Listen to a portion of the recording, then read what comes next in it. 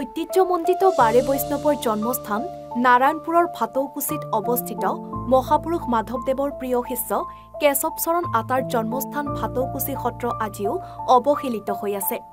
সত্ৰখনে লাভ কৰা নাই কোনো চৰকাৰী সাহায্য। খোৱাপানীৰ পৰা অতিথিশালালৈকে একোৰে নাই সুব্যৱস্থা। 101টা সমস্যাৰে জৰ্জৰিত সত্ৰখন।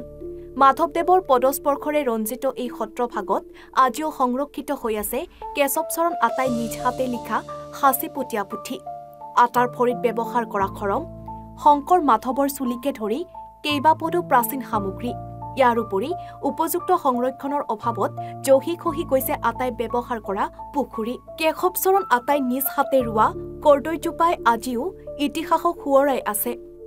নাৰায়ণপুৰৰ ৰাইজে মুখ্যমন্ত্ৰীৰ ওচৰত কাটৰ আবেদন জনাইছে যে এই ঐতিহ্যমণ্ডিত থানভাগ সংৰক্ষণৰ ব্যৱস্থা কৰিবলৈ। আতাৰ জন্মস্থান, এই জন্মস্থানভাগিত আমাৰ প্ৰধান সমস্যা হ'ল আমাৰ যিখিনি আমাৰ স্থায়ী সম্পদ মাটি হিচাপে আছে, মাটিখিনি সংৰক্ষণৰ কাৰণে আমাৰ বাউণ্ডেৰী ৱাল নাই। এই বাউণ্ডেৰী ৱালখিনিৰ ব্যৱস্থা যেন মুখ্যমন্ত্ৰী মহোদয়ে কৰি দিয়ে। লগতে আমাৰ মণিকূট ভাগ সম্পূৰ্ণ বেয়া হৈ গৈছে, সেই ভাগো আমি নতুনকৈ নিৰ্মাণ কৰাৰ চেষ্টা চলাবলৈ আমি প্ৰয়াস কৰিছোঁ। আৰু লগতে আমাৰ এই নামঘৰৰ যিখিনি আমাৰ আলহী ঘৰ আছিলে দুটা, সেই আলহী ঘৰ দুটা জৰাজীৰ্ণ অৱস্থা হৈছে আমাৰ পুঁজি নোহোৱাৰ কাৰণে। গতিকে সেই ভাগো আমি নতুনকৈ মেৰামতি কৰিবৰ কাৰণে আমাৰ পুঁজিৰ প্ৰয়োজন হৈছে। লগতে ইয়াতে আমাৰ ৰংঘৰ ভাগো অলপ, যি ভাগ ৰংঘৰ আমাৰ বনোৱা আছিলে সেই ৰংঘৰ ভাগৰো জৰাজীৰ্ণ অৱস্থা, তাতো আমাৰ বহুখিনি কৰিবলগীয়া আছে। লগতে আমাৰ এই পুখুৰীটোৰ সংৰক্ষণৰ কাৰণে, পুখুৰীটোৰ বাউণ্ডেৰীটো ভালকৈ বনাবৰ কাৰণে আমাৰ ইয়াতো পুঁজিৰ প্ৰয়োজন হৈছে। এইখিনি লগতে আমাৰ ইয়াত আৰ্ট ফিলিঙৰ যথেষ্ট প্ৰয়োজন হৈ আছে। এইখিনি কৰিবৰ কাৰণে মুখ্যমন্ত্ৰী মহোদয়ে যাতে আমাক এটি ভাল পুঁজি দি আমাৰ এই অঞ্চলৰ ৰাইজক উপকৃত কৰে, তাৰ বাবে আমি তেখেতৰ ওচৰত প্ৰণিপাত জনাইছোঁ। আজি আমি উপস্থিত আছোঁ কেশৱচৰণ আতাৰ জন্মস্থানত, যিগৰাকী মহাপুৰুষ মাধৱদেৱৰ পৰম শিষ্য আছিল। কিন্তু অতি দুখৰ কথা যে এই থানখন যেনেধৰণে অসমৰ ভিতৰত জাকত জিলিকা হৈ থাকিব লাগিছিল, আজি তাৰিখত তেনেকুৱা সুবিধা নোহোৱাৰ বাবে বহু পিছ পৰি ৰৈ আছে। এই থানখনৰ এটা পাৰ্মানেণ্ট বাউণ্ডেৰী নাই, যাৰ কাৰণে ইয়াৰ ভিতৰত গৰু, ম'হ, ছাগলী আদি সোমায়। 2 নম্বৰ কথা হৈছে ইয়াত এটা যাত্ৰী নিবাসৰ অতি প্ৰয়োজন।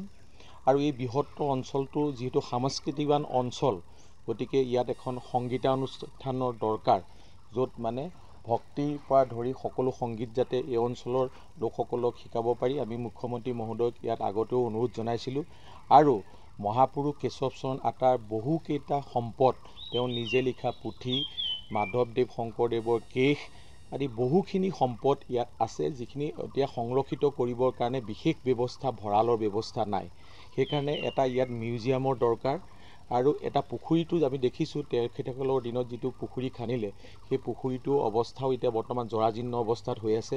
পুখুৰীৰ চাৰিওফালে যদি বিউটিফিকেশ্যন হয়, আৰু তেখেতৰ নিজ হাতে ৰোৱা এজোপা গছ, কৰ্দৈ গছ ইয়াত আছিল, সেইজোপাও যাতে বিজ্ঞানসন্মতভাৱে সংৰক্ষণ কৰি বহু বছৰ আমি জীয়াই ৰাখি যাতে ভক্তগণক আমি দেখুৱাব পাৰোঁ, গতিকে সেই ব্যৱস্থাটো ইয়াত কৰিব লাগে। আৰু এই থানখনৰ লগত আমি বহুদিনৰ পৰা জড়িত নিজে, আৰু সেয়ে অসমৰ মুখ্যমন্ত্ৰী মহোদয়ক আমি বহুবাৰ অনুৰোধ জনাইছোঁ।